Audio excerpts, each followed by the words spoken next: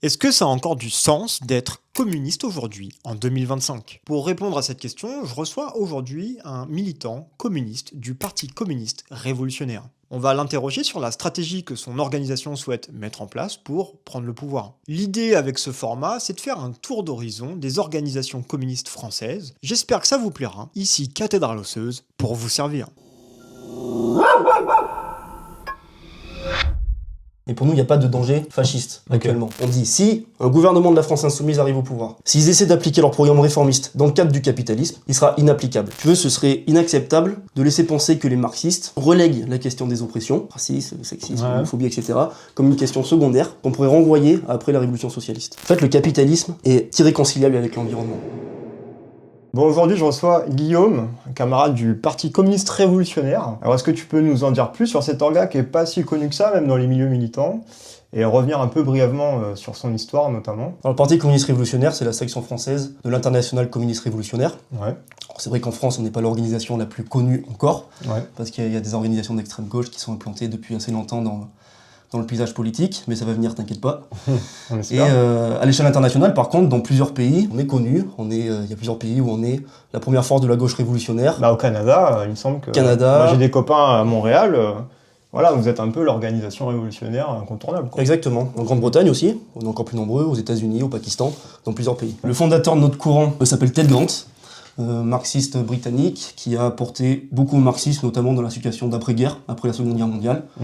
Où il a pu caractériser le nouveau rapport de force à l'issue de la guerre, les révolutions coloniales, anticiper la crise des années 70, etc. Et on est dans... C'est quelle année, ça, à peu près, du coup? Ça, c'est juste après la Seconde Guerre mondiale. Ok. Voilà.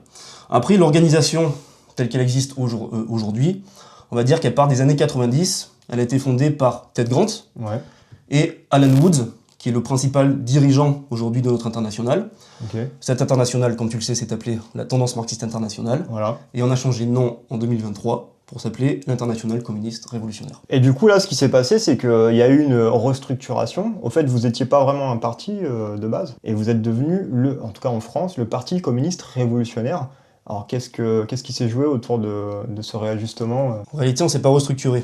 On était déjà organisé comme un parti. Ouais, On a changé de nom. ok. Et le nom d'une organisation, c'est tactique. En fait, on s'est adapté aux conditions objectives. Et C'est de la com, oui, aussi. Ouais. Oui, c'est de la propagande, c'est Ouais, quelque chose de tactique pour se connecter avec ceux qu'on veut recruter. Et en fait, on s'est rendu compte qu'il y avait, sous l'impact de la crise du capitalisme, une radicalisation massive, en particulier dans la jeunesse. Ouais. Là, si tu regardes l'actualité, tu peux pas le rater. Quand tu vois les mouvements qui ont émergé dans l'Asie du Sud, Asie du Sud-Est, au Népal, Bangladesh, Sri Lanka, à Madagascar, au Maroc, C'est très jeune. même en France, c'est très très jeune. Très jeune. Moi, je fais le 17 ans à Paris, c'était Ouais. extrêmement jeune. Ouais, cette c'est- fameuse génération Z.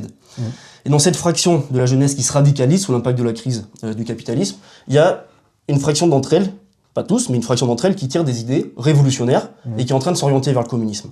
Nous, on s'en est rendu compte dans notre expérience pratique. Dans tous les pays où on est présent, on a vu de plus en plus de jeunes se revendiquer du communisme, se disaient communistes, chercher un parti communiste, révolutionnaire. Il y a même des sondages bourgeois qui l'avaient montré. En 2023, un sondage de l'IFOP avait montré, je crois que c'était 30% des jeunes de moins de 34 ans qui pensaient que le communisme était une idée d'avenir. Du coup, vous avez changé le nom. Et donc on a changé le nom, ça s'appelle Parti communiste révolutionnaire. C'est un message envoyé à ces jeunes qui veulent transformer la société, renverser le capitalisme. On leur dit, ce parti de combat, il est là. Il s'appelle le Parti communiste révolutionnaire. Est-ce que vous êtes au courant que, du coup, à cause de ce nouveau nom, il y a plein de gens, quand on communique sur les réseaux, qui pensent qu'il y a un lien avec le Parti communiste? Moi, j'ai déjà vu ça, là, dernièrement. Parce qu'on avait clippé des bouts de micro-trottoir où je vous avais interviewé, d'ailleurs, et ça avait fini sur la chaîne de la gauche. Et donc, il peut y avoir une confusion, des fois, je crois. Hein. Les gens n'ont pas trop... C'est pour ça qu'on a rajouté révolutionnaire à la fin. Mais je pense que dans la jeunesse, qui est très consciente aujourd'hui, et qui s'oriente vers les idées révolutionnaires, elle sait très bien que le Parti communiste français n'est pas communiste. Bon, alors, t'en as un peu parlé, hein, t'as parlé un peu de l'histoire, qui est tout de suite une histoire qui se développe à l'international. Donc c'est une spécificité quand même, vous êtes une des dernières orgas à avoir vraiment une implantation à l'international. Vous êtes présent dans 70 pays. Est-ce que tu peux un peu développer sur cette structuration très spécifique? Si tu veux, on est organisé vraiment comme un parti mondial. Ouais. C'est-à-dire qu'on n'est pas juste une fédération de sections nationales qui se réunit de temps en temps pour discuter de la lutte des classes, non pas du tout. Toutes les sections nationales de l'ICR sont liées par une véritable discipline collective. Concrètement, ça veut dire que le PCR, par exemple, en France, mais on a beaucoup de partis qui s'appellent les PCR aussi à l'étranger. Les sections nationales de l'ICR, donc le PCR par exemple, participent à l'élaboration de la politique de l'ICR lors des congrès mondiaux, et en retour, le PCR, en France, doit appliquer les décisions qui sont prises par les congrès mondiaux Donc, de l'ICR. il y a une ligne internationale. Tout à fait, qu'on doit appliquer selon les conditions concrètes de chaque pays, bien sûr, mais il y a une ligne à l'international. Et donc c'est une forme de centralisme, mais carrément à l'échelle internationale. C'est ça, centralisme démocratique appliqué à l'échelle internationale. C'est impressionnant, ouais. Voilà, on a un parti mondial. Aujourd'hui, il y a quoi comme organe encore qui a une implantation un peu comme ça et des liens à l'international? Je connais pas trop. Révolution permanente, il me semble qu'ils ont quand même du contact à droite à gauche. Enfin, Je crois qu'ils ont quelques sections, ouais. Je pense qu'on est l'international la plus implantée, en tout cas, à l'échelle internationale, ça c'est clair. Mais du coup, ce qui est intéressant, alors moi, pour parler avec des camarades de la TMI, j'appelle ça encore la TMI, implantés, alors j'en connais qui sont en Suisse, donc Québec, en France. Et au fait, on voit bien que votre organisation, elle n'a pas la même implantation en fonction des contextes sociopolitiques. Si on parle du cas français, on va parler un peu concret. C'est quoi la dynamique sur ces dernières années? Est-ce que vous avez une dynamique qui est assez positive? Est-ce que vous gagnez en adhérents? On gagne en adhérents. Ouais. C'est là qu'on voit que notre tactique Parti communiste révolutionnaire est d'afficher clairement un profil communiste. Ouais. Eh bien ça fonctionne. On a beaucoup de jeunes qui demandent à adhérer. Même en France. Même en France, on reçoit des messages, des dizaines de messages d'adhésion par mois en réalité. Okay. Bon, tous ne sont pas prêts à chaque fois à militer réellement dans une organisation révolutionnaire avec tout ce que ça implique. Ouais. Mais on a beaucoup de jeunes qui nous rejoignent. On a développé notre implantation géographique. On est dans des villes où on n'était pas auparavant, dans des villes moyennes par exemple. Ah ouais? On développe des cellules, des sections. Par exemple à Bourges où on n'était pas auparavant. À Bourges, ouais, c'est à Bourges, ouais, on développe à Lille, à Nantes. À Strasbourg, dans plein de villes. Et les grosses villes, Toulouse, Montpellier, Paris, Rennes. Paris, Lyon, Marseille, Toulouse. T'es pas sans savoir que il y a quand même beaucoup d'organisations vieillissantes qui vieillissent aussi générationnellement. Hein. On prend Lutte ouvrière. Je pense qu'ils ont un renouvellement générationnel qui est très compliqué. Ce serait dommage, hein, ce serait malheureux pour eux, mais l'organisation, est-ce qu'elle est vouée à crever à cause de ce manque de renouvellement générationnel? Là où il y a des dynamiques, tu prends Révolution permanente, c'est très jeune, c'est très dynamique, ça grossit fort. L'UNP révolutionnaire, c'est jeune aussi. Par contre, est-ce que ça grossit? Je sais pas. Vous appréciez ce que vous êtes en train de voir? Si vous voulez m'aider à développer la chaîne et à produire plus de contenu, n'hésitez pas à faire un don sur mon Tipeee. Vous êtes déjà beaucoup à me soutenir. Il y a plus de 400 € qui tombent tous les mois. Merci à vous. Je mets le lien du Tipeee en description et dans l'espace commentaire. Donc ça, c'est intéressant parce que tu dis, voilà, il y a une dynamique, ça se développe. Mais il y a beaucoup de gens qui vous reprochent de ne pas avoir d'ancrage dans le monde du travail, d'être une organisation trop jeune, avec beaucoup d'étudiants, de faire des topos dans les universités et de pas trop sortir du cadre universitaire. Qu'est-ce qu'il en est vraiment? C'est quoi un peu les profils dans l'organisation? Bon, sachant qu'il faut aussi sortir du fétichisme ouvriériste. Hein. Les étudiants, c'est des travailleurs en devenir. Tout à fait. Ils ont leur place dans la lutte des classes. Où ils travaillent. Ils travaillent en parallèle d'ailleurs, mais bon, vas-y, je te laisse développer. On a majorité de travailleurs. Ouais. Alors, je sais pas qui nous reproche ça. D'ailleurs, tu disais qu'on n'était pas connus, mais si on nous reproche, qu'on est un petit peu connus dans la gauche, quand même. Il y en a qui vous connaissent. Je sais pas qui, mais voilà. Il y en a qui on a majorité de travailleurs, on a des travailleurs de divers secteurs, ouais. Des travailleurs syndiqués qui interviennent dans leur syndicat, qui font un travail syndical aussi. Mais ce qui est vrai, en tout cas, c'est qu'on a fait un tournant tactique, comme je te le disais tout à l'heure, vers la jeunesse. Ouais. Pourquoi? Parce que, comme tu le disais un petit peu tout à l'heure, quant à la jeunesse, c'est un peu la clé de l'avenir. Aujourd'hui, la jeunesse est la fraction la plus radicalisée de la société. Elle n'a connu que la crise économique mondiale, la précarité, c'est vrai. La montée du sexisme, du racisme d'État, la crise écologique qui s'accélère, une succession de guerres impérialistes, que ça. Donc oui, on s'est tourné vers la jeunesse. On essaie de la trouver partout où on peut le faire. Parfois sur des piquets de grève, parce qu'il y a des jeunes qui sont en train de se syndiquer, etc. Il faut aller les chercher également. Mais on les trouve aussi à l'université. Et des jeunes qui travaillent en parallèle souvent. Vu les conditions difficiles actuelles, tu as beaucoup de jeunes étudiants qui travaillent en parallèle, qui ont une mentalité de prolétaire, qui sont exploités également. Il y a une précarité chez les jeunes qui est énorme. Hein, donc nous, on essaie de les trouver partout, dans les manifestations, donc il y a quand même cette stratégie d'aller chercher la jeunesse, tout à fait. Considérant qu'elle est très radicale politiquement. Ça. Mais c'est vrai que, et ça s'explique sociologiquement, c'est-à-dire que même quand tu viens des classes populaires, en vieillissant, en fait, tu accumules du patrimoine, et tu peux avoir tendance à passer du côté de la conservation politiquement, à être moins radical. Et ça s'explique par un développement social Voilà, et ça explique aussi pourquoi Macron est très très soutenu largement par les vieux, par les retraités. Hein. Ce que je veux dire, c'est qu'il faut sortir, je pense que ça c'est vraiment important de sortir de cette image des jeunes, des jeunesses, des jeunes générations comme utopistes. Voilà, elles sont pas utopistes. Elles subissent la précarité, elles subissent tout un tas de violences. Tu as rappelé un peu ces choses-là. Et du coup, voilà, et c'est un sujet révolutionnaire en devenir. Par contre, il faut s'implanter dans la classe ouvrière. Et oui, Et alors, ça, voilà. donc voilà. Et ça, c'est l'histoire du bolchevisme. Ouais. Lénine et Trotsky, ils ont insisté dessus. C'est à travers la jeunesse qu'ensuite tu peux t'implanter dans la classe ouvrière. Parce que le but, c'est quand même de fusionner avec les secteurs les plus combatifs de la société, pouvoir s'implanter dans les syndicats, gagner la confiance des syndiqués. Et votre ancrage actuellement dans le milieu du travail, c'est concret, c'est... On n'a pas fusionné avec l'avant-garde, Ouais. ça c'est clair. C'est-à-dire qu'on peut, et ça on l'assume par rapport à d'autres organisations qui ne l'assument pas, on ne peut pas jouer un rôle subjectif dans le cours de la lutte des classes. Ok. Ça on le sait. Donc il faut qu'on prépare les forces pour pouvoir le faire. Ok. Là pour l'instant, on recrute des jeunes, encore des jeunes ouvriers ou des jeunes étudiants, on les forme aux idées du marxisme, Ok. on va en faire des cadres révolutionnaires qui pourront ensuite intervenir dans le cours de la lutte des classes. Voilà, tout simplement, et ensuite pouvoir s'implanter réellement dans le monde du travail. Du coup, c'est honnête de le reconnaître, et c'est...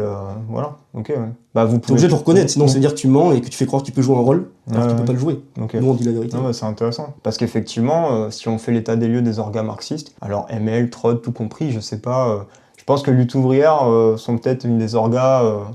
de par leur histoire et tout, eux ont l'air d'avoir un ancrage qui est assez fort. Mais passer ça a l'air compliqué quand même de s'implanter. On va passer un peu à la question du fonctionnement interne. Voilà, il y a régulièrement, que ce soit chez les partis réformistes ou autres, des scandales qui sont liés notamment au manque de fonctionnement démocratique. On voit par exemple la longue dérive sur des décennies là, du Parti communiste français, hein, qui a dans les années 90 complètement abandonné le fonctionnement de centralisme démocratique. Ça pose tout un tas de problèmes. Actuellement, ils ont des cadres qui sont en roue libre, qui communiquent complètement indépendamment des lignes qui sont votées, etc. Bon, voilà. Comment ça marche chez vous ? Centralisme démocratique authentique, Okay. qui est la méthode organisationnelle la plus aboutie que le mouvement ouvrier a vue dans toute son histoire, en réalité. On peut résumer cette méthode de la façon suivante, de manière très générale. Hein. Liberté totale dans la discussion, unité totale dans l'action. C'est-à-dire que tous les camarades peuvent et doivent, c'est un devoir, débattre de tout, donner leur avis, même s'ils ne sont pas d'accord, il faut donner ces désaccords, parce que sinon ça veut dire que si tu les donnes pas, on ne peut pas essayer de te convaincre. Peut-être que tu as raison, du coup tu pourras faire changer la ligne de l'organisation, etc. Donc on peut débattre de tout, et on doit débattre de tout, mais quand la décision est prise par un vote, elle s'applique à tous, et on doit l'appliquer. Si on ne faisait pas ça, on serait un club de discussion, et non pas un parti révolutionnaire. Par contre, ce qui est très important, c'est que le centralisme démocratique, c'est une formule creuse, si c'est pas lié à une bonne formation politique des militants. C'est-à-dire que la liberté de critique, la liberté de débat, n'est effective que si tu as des camarades qui comprennent bien les enjeux des débats. Donc pour nous, la formation politique, c'est aussi un gage d'avoir une organisation démocratique. Donc on accorde beaucoup d'importance à la formation politique, notamment, bien sûr, pour comprendre le monde qui nous entoure et pouvoir avoir une stratégie, une tactique révolutionnaire efficace, mais aussi c'est un gage de démocratie. Comment tu vas contrôler, par exemple, une direction ? Comment une base peut contrôler une direction si elle ne comprend rien à l'enjeu des débats ? C'est intéressant, ça amène une question que j'avais pas prévue, mais moi je suis d'accord avec toi. Pour qu'une orga tienne, il faut qu'il y ait une formation puissante, il faut qu'il y ait une colonne vertébrale théorique qu'on partage en commun, qui est le marxisme. Hein. Comment vous faites pour éviter les dérives en dogmatisme, du coup ? C'est-à-dire que, bon, il y a quand même beaucoup d'orgas qui ont... Enfin, encore une fois, moi j'ai pas envie de parler de lutte ouvrière à chaque fois, mais lutte ouvrière est quand même assez réputée pour faire de l'ouvriérisme. Hein. Donc il y a une espèce de fétichisation comme ça de la classe ouvrière. Alors que le marxisme nous enseigne qu'il faut toujours partir de la situation concrète. Et du coup, partir du rapport de force qui est en l'état, quoi. Quel sujet collectif, quel groupe social est dominé, quel groupe social ne l'est pas. Est-ce que du coup, Lénine, il doit composer avec à la fois une classe ouvrière, certes, mais aussi à la fois avec le monde paysan, pour aller au bout de son processus révolutionnaire. Comment on fait pour la formation théorique sur un axe qu'on a tous en commun, un héritage qui est le marxisme, ok. Comment on fait pour pas tomber dans le dogmatisme ? Moi, je te dirais tout simplement une formation très sérieuse sur la philosophie marxiste, qui est le matérialisme dialectique. Une formation extrêmement sérieuse qui ne peut se faire qu'en lisant beaucoup et en pratiquant. Et toujours, ce que tu as dit tout à l'heure, la première loi de la dialectique, c'est que la vérité est toujours concrète. C'est-à-dire qu'il faut toujours regarder les faits, les chiffres, ce qui se passe réellement dans la société. Et par rapport à ces faits et ces chiffres, tu tires des tendances générales. Et là, tu as des catégories marxistes qui te permettent de comprendre les événements. Pourquoi je parle de ça, hein? Là, on prend un truc très concret, tu vois. Si on veut, avec des lunettes marxistes, comprendre, on en parlera plus tard d'ailleurs dans l'entretien, comprendre le vécu des femmes. Alors, ce qui nous intéresse, c'est les femmes des classes populaires. Mais de recouper ces deux réalités, une femme des classes populaires subit à la fois l'exploitation et à la fois une domination qui est celle du patriarcat. Bah ça, c'est pas chez Marx. Marx, il nous donne les outils pour analyser tout ça. Non, mais globalement, bon, Engels, évidemment, a écrit sur la question du patriarcat. Non, mais c'est pas central, tu vois. Il y a, voilà. On en a parlé, mais c'est Engels qui l'a fait, l'origine de la famille. Et si tu veux avoir vraiment des apports intéressants intellectuellement, théoriquement, chez les marxistes féministes, il faut attendre un peu plus tard, quoi. Et c'est ok, tu vois, c'est des compléments. C'est pas une négation, une révision de Marx. Pour nous, la théorie marxiste, pour lutter contre l'oppression des femmes, scientifiquement et réellement, elle se suffit à elle-même. De quel spectre on parle? Est-ce qu'on s'arrête à Marx? Est-ce qu'on va jusqu'à Gramsci? Est-ce qu'on va plus loin encore? Est-ce que, tu vois, c'est un peu ça. En premier, c'est Marx, Engels, Lénine, Trotsky. Une fois que tu as fini, tu fais Trotsky, Lénine, Engels, Marx. Petite blague, mais en vrai, c'est vrai. Mais est-ce que, par exemple, il y a des camarades qui lisent, qui s'intéressent aux marxistes italiennes, Federici? Non, nous, on est les marxistes orthodoxes. Et c'est justement ce qui fait aussi la différence de notre organisation par rapport aux autres. Federici, qui par exemple propose un salaire domestique pour lutter contre l'oppression des femmes. Il y a des problèmes chez Federici. Voilà. Non, pour nous, il faut vraiment se former au marxisme orthodoxe, et ça, c'est quelque chose qui est très important. On fait aucune concession, en fait, sur les idées, les principes et la méthode authentique du marxisme. Mais la méthode du marxisme, c'est vraiment ce qui nous permet de nous repérer dans les événements, dans la complexité du monde, et d'avoir une stratégie révolutionnaire efficace et conséquente. Si on oublie cette méthode, on sombre dans la confusion. Bah, j'entends ce que tu dis, je suis d'accord, on va aller de l'avant après, mais moi je pense justement que là il y a peut-être le début de quelque chose qui peut devenir problématique, dans le sens où, bon, si on prend le cas de Federici, il y a des trucs qui vont pas, mais il y a aussi des choses intéressantes. Et toute la réflexion sur le travail domestique comme permettant la reproduction de la force de travail. Pour moi, il n'y a pas tout chez Marx et Engels sur ces problématiques-là. De la même manière que pour penser de manière conséquente l'antiracisme et tout, tu es obligé de partir de Marx pour comprendre qu'est-ce que c'est le colonialisme, l'expansion du capital, tout ça. Mais après, il faut des apports. Après, il faut lire Lénine, l'impérialisme. Exactement. Mais après, il faut lire aussi d'autres choses. La plus belle manière d'être orthodoxe, pour moi, justement, c'est par moment d'être un peu hétérodoxe, tu vois. Être hétérodoxe pour être fidèle. Bon voilà, on va aussi parler un peu de votre quotidien en fait. Qu'est-ce que vous faites en France, de semaine en semaine, sur le terrain, avec votre orga, de la formation, vous tractez, vous diffez devant les boîtes? Alors déjà, nous on est organisé par cellules. C'est-à-dire qu'on construit des cellules dans toutes les villes dont j'ai parlé tout à l'heure, où on se réunit chaque semaine. À chaque fois, on a un exposé, une discussion théorique, à l'appui d'un exposé. Ensuite, on discute. Ça peut être de la théorie, philosophie, économie, histoire marxiste, l'actualité de la lutte des classes, perspective pour la France, mouvement syndical, gauche réformiste, etc., etc. Ensuite, on décide, on a des points plus organisationnels, on décide de ce qu'on fait dans la semaine. Sur quelle manifestation on va aller, quel piquet de grève on va aller, sur quelle fac on va aller pour tracter. Et à chaque fois, on y va, quand on intervient partout où on peut essayer de rencontrer des jeunes et des travailleurs, on y va avec notre matériel politique, c'est-à-dire notre journal, en particulier, très important pour nous, ça nous permet d'avoir des discussions concrètes avec les jeunes et les travailleurs et un outil de qualité. Et à chaque fois, toute cette activité qu'on fait est subordonnée à la construction de notre parti, parce que la classe ouvrière aujourd'hui a besoin d'un parti, et on s'attache à le construire, et on essaie de convaincre sur les idées du marxisme, de recruter. Pour l'instant, il n'y a pas vraiment, parce que je sais que si tu prends le cas désolé, hein, je vais te citer régulièrement, Lutte ouvrière par exemple, désolé, Lutte ouvrière, par exemple, eux, ils ont le mérite concernant les camarades qui sont implantés sur tel ou tel lieu de travail, voilà, ils vont essayer de radicaliser les camarades, notamment les délégués CGT qui sont pas assez, voilà, ils vont essayer d'entraîner, de travailler les gens sur le terrain, de faire ce travail de quotidien qui doit être assez éreintant, quoi. Donc vous n'avez pas pour l'instant trop les capacités de pouvoir faire ça. Ça, c'est une question concrète. Les plus grandes perspectives de croissance qu'on a, comme je dis tout à l'heure, actuellement, c'est dans la jeunesse. C'est pas forcément dans le milieu syndical. On a des camarades qui font un travail dans le milieu syndical, qui recrutent des syndicalistes. Mais la plus grande perspective de croissance, c'est pas forcément dans le milieu syndical. Parce qu'il y a des éléments d'avant-garde, notamment dans la jeunesse de la CGT, ceux qui ont déjà tiré des conclusions avancés, ils sont pas forcément enclins, et je te dis, on dit, à rejoindre une petite organisation, parce qu'eux, ils font déjà un travail de masse, justement. Ils organisent déjà des grèves. Nous, pour l'instant, on fait un travail où on forme des cadres révolutionnaires sur les idées du marxisme. Et quand il y a eu le mouvement du 10 septembre, par exemple, est-ce que votre organisation, elle permet une certaine plasticité? C'est-à-dire que là, quand il y a eu le 10, c'est quand même les classes populaires qui se mettent en mouvement, et faute d'organisation, elles font comme elles peuvent, et elles combattent les politiques néolibérales. Donc nous, en tant que communistes, on est censé y aller, hein, de mon point de vue. Est-ce que vous y allez? Qu'est-ce que vous faites concrètement? Vous allez dans les AG? Bien sûr qu'on y va, on allait dans les AG, on allait dans les manifs, sauf que, comme je te l'ai dit, on peut pas jouer un rôle subjectif, parce qu'on est trop petit et on assume. Voilà. Quand on pourra le faire, oui, on le fera. Ouais. Voilà. Mais on y va, on essaie de rentrer en contact avec les éléments les plus conscients qui participent à ce mouvement. On y va avec nos mots d'ordre, avec notre perspective communiste, et on essaie de les amener à nos idées et de construire notre parti.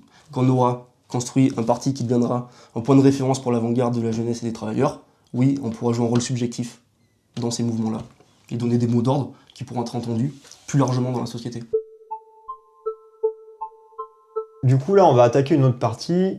L'idée, c'est de poser la question stratégique. Donc, avec cette série d'entretiens, ce qui m'intéresse, c'est surtout cette question. Alors, encore plus avec la montée du fascisme. Alors, voilà, apparemment, tu voudrais développer là-dessus. Comment on fait pour prendre le pouvoir dans le contexte actuel? C'est quoi votre recette? Quel rôle doit jouer votre organisation dans tout ça? Bon, on en a un peu parlé tout à l'heure sur ce que vous faisiez au quotidien.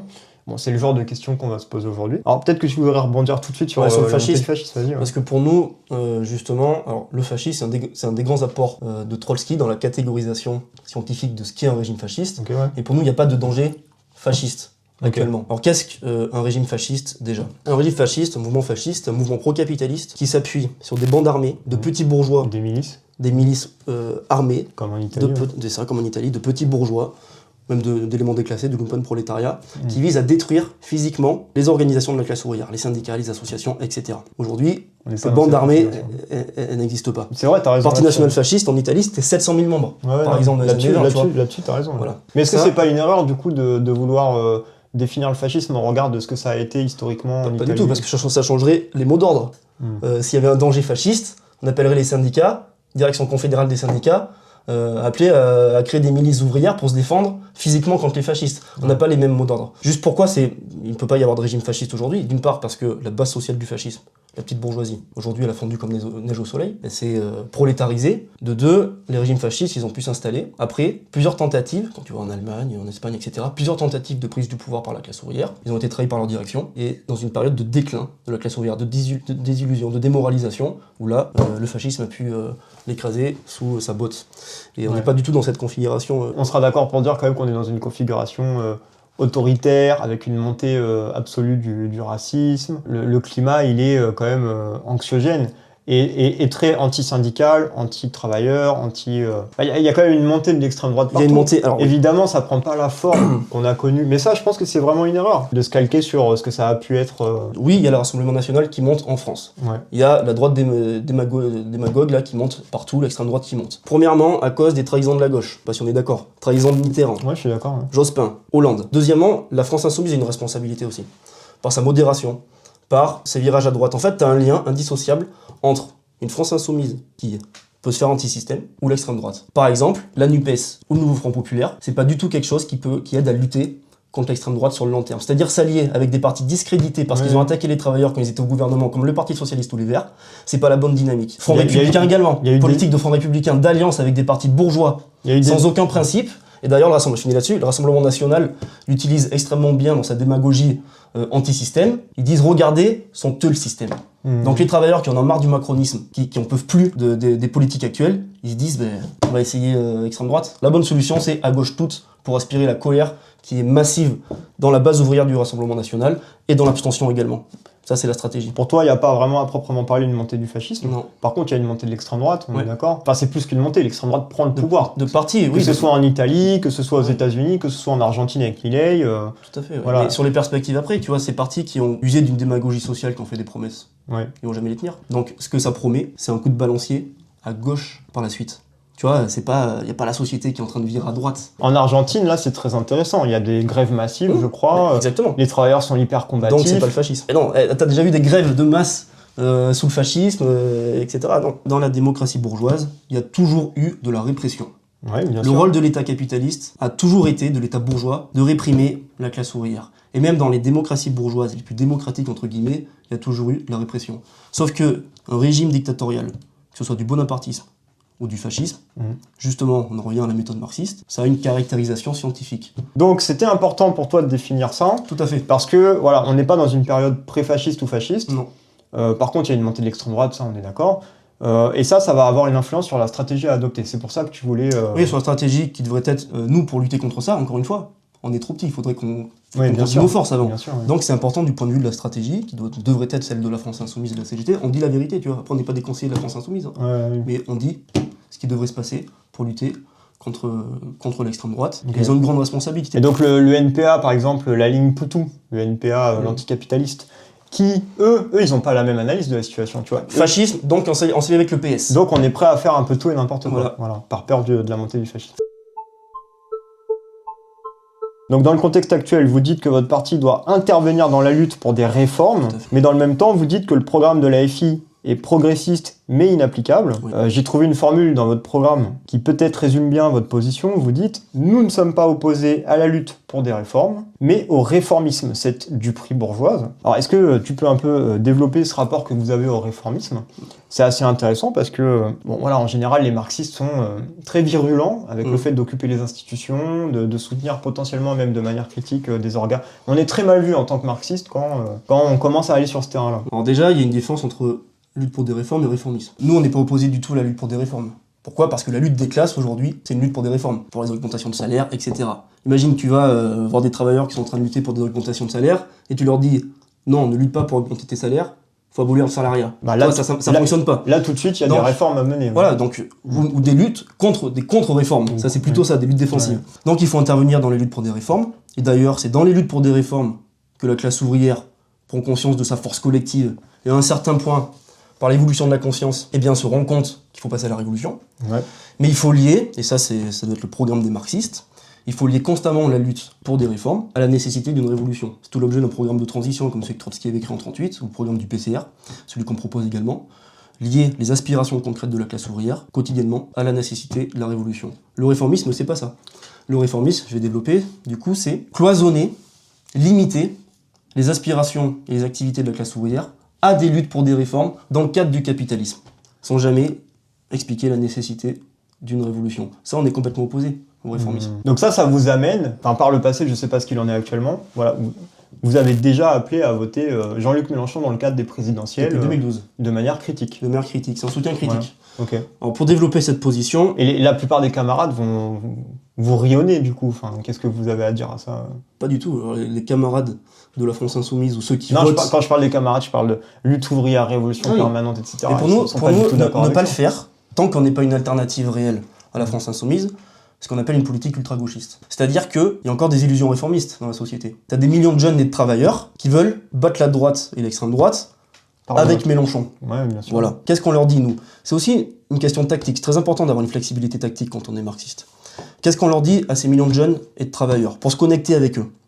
D'ailleurs, il y en a qui n'ont plus d'illusions forcément dans Mélenchon, même dans le réformisme, mais qui disent quand même on va battre la droite et l'extrême droite. Parce que si c'est pas Mélenchon, c'est Macron ou Édouard Philippe ou je sais pas qui, Le Pen ou Bardella. Tu vois. Donc qu'est-ce qu'on leur dit ? On leur dit ok, on va battre la droite et l'extrême droite, on appelle à voter Mélenchon. Par contre, parce qu'on ne fait jamais de concessions sur les idées, on dit si un gouvernement de la France Insoumise arrive au pouvoir, s'ils essaient d'appliquer leur programme réformiste dans le cadre du capitalisme, il sera inapplicable. S'il était appliqué, ça améliorerait drastiquement les conditions de vie et de travail de la population, mais il sera inapplicable. Pourquoi ? Parce que tu auras une réaction massive de la bourgeoisie, fuite de capitaux, grève d'investissement, la Banque Centrale Européenne qui ferait pression sur la dette, les investisseurs qui attaqueraient la dette, campagne médiatique à l'international comme au national contre le gouvernement de la France Insoumise, tu as la bourgeoisie qui pourrait organiser la pénurie dans les magasins, qui saboterait l'économie. Donc là on explique, il y aurait deux alternatives, enfin une alternative, soit trahison, comme ce qu'a fait le Tsipras en Grèce, accepter les lois du capitalisme, soit nationaliser les grands leviers de l'économie sous le contrôle démocratique des travailleurs. Le problème, c'est que Mélenchon, la deuxième option, il n'évoque jamais. Bien sûr, oui. Voilà. On a dit la vérité et on s'est frayé un chemin, si tu veux, avec tous ces jeunes et ces travailleurs qui ont encore des illusions réformistes. Mais est-ce que c'est possible de tenir un discours aussi nuancé et complexe et qui peut paraître contradictoire, c'est-à-dire appeler à voter Mélenchon, mais en même temps signifier les limites et dire il faudra construire autre chose ? Soutien critique. Est-ce que ça, c'est audible chez les classes populaires ? Je tiens à titre personnel cette ligne. Sur ma chaîne, ça fait des années que je mets ça en avant. Donc là-dessus, on est d'accord. Mais du coup, souvent, ce qu'on me rétorque, c'est que ce soit les camarades de lutte ouvrière, révolution permanente, on me rétorque oui, mais ça, c'est inaudible auprès des classes populaires. Elles peuvent pas elles sont incapables de comprendre votre stratégie, là, c'est complètement Ouais, ils alambiqué. sont bêtes ou quoi? On peut pas appeler à voter à la fois Mélenchon et dire non mais ça marchera pas, mais il faut quand même voter pour lui. Bien sûr que si, pour battre la droite avec l'extrême droite. Mhm. Classe populaire, ils sont pas bêtes. Alors, je sais pas s'ils disent, ils comprendront pas, mais faut pas les mépriser non plus, tu vois. Non. Ils savent très bien que sinon, c'est Macron ou équivalent, ou Le Pen. Et qu'est-ce que tu réponds à ceux qui pourraient te dire oui mais Mélenchon il défend, il veut pas fondamentalement sortir du cadre capitaliste. Exactement, c'est ce qu'on dit. Il défend la classe dominante d'une certaine manière. Au final, Mélenchon défend les intérêts de la bourgeoisie, comme Macron, comme Le Pen. Très bien, comment tu vas l'expliquer aux travailleurs qui ont encore des illusions réformistes? Si tu dis, ça sert à rien de voter Mélenchon, il va trahir. Qu'est-ce qu'il va il va te répondre? Il va te dire, c'est sûr que Macron et Le Pen, eux, ils trahiront pas la bourgeoisie. Donc on fait quoi? On laisse Macron ou équivalent ou Le Pen? Ah ben non, vote Mélenchon. Et par contre, après, aucune concession, faut critiquer directement le réformisme de Mélenchon. En fait, si tu veux, nous, on n'est pas en train de prendre la France Insoumise, le Parti Socialiste, la droite, l'extrême droite, on fout tout ça dans un panier, on secoue, on dit parti bourgeois, tu vois. Non, non, justement, on fait un peu de dialectique et arriver à comprendre les différences. Même à comprendre les différences dans le camp de la gauche réformiste. Nous, on soutient l'aile gauche du réformisme contre son aile droite. Quand Mélenchon dit il y a un génocide en Palestine, et que le PS dit non, il n'y a pas de génocide en Palestine, et Mélenchon est antisémite, on dit Mélenchon a raison contre le Parti Socialiste. Par contre, Mélenchon a tort d'en appeler au droit international pour résoudre le conflit en Palestine, le génocide en Palestine, parce que le droit international n'a jamais servi à rien, des dizaines et des dizaines de résolutions de l'ONU, et devrait se tourner vers la classe ouvrière. Ça, c'est sa limite réformiste. Voilà, c'est une position simple, tu vois. Bah oui, aucune concession sur les idées, flexibilité tactique pour essayer de se frayer un chemin vers les jeunes et les travailleurs qui ont encore des illusions réformistes. Tu vois, on pourrait grandir juste dans l'avant-garde, c'est-à-dire recruter simplement les jeunes qui ont tiré des conclusions révolutionnaires. Et dire, allez, communistes, les réformistes, on s'en fout, etc. On pourrait grandir, tellement c'est une radicalisation. Par contre, comment est-ce que tu les formes, ces jeunes? L'important, cette avant-garde que tu recrutes, il faut les former aux idées authentiques du marxisme, à la tactique marxiste, et les tourner vers la classe ouvrière et ses organisations. Leur apprendre à parler avec les travailleurs qui ont encore des illusions réformistes. Leur apprendre à parler avec toutes les couches de la classe ouvrière. C'est très important. Et ça peut s'avérer, et ça s'avère très souvent vital pour une organisation, pour sa croissance et pour la révolution. Dans l'histoire, il y a eu plein d'exemples où des politiques sectaires ultra-gauchistes ont mené à des désastres. Ce que tu veux dire, c'est que tu te rends complètement inaudible si tu prends une position. Tu restes en marge du mouvement ouvrier. Et du coup, tu ne grandis jamais, tu dépasses jamais un certain seuil. Mais est-ce que c'est pas le symptôme? Alors là, je vais être un peu taquin, parce qu'au fait, on est d'accord là-dessus, stratégiquement, moi, vraiment, je défends cette ligne. Mais je vais être taquin, je vais me faire l'avocat du diable. Est-ce que c'est pas aussi le symptôme de votre impuissance, dans le sens où vous manquez de ressources, de capacités pour le moment, vous n'avez pas la capacité de vous implanter plus? On n'est pas une alternative à la France Insoumise. Tant qu'on ne sera pas une alternative, il faudra qu'on adopte une politique ouverte envers ces organisations. Après, tu as plusieurs tactiques dans l'histoire du bolchevisme.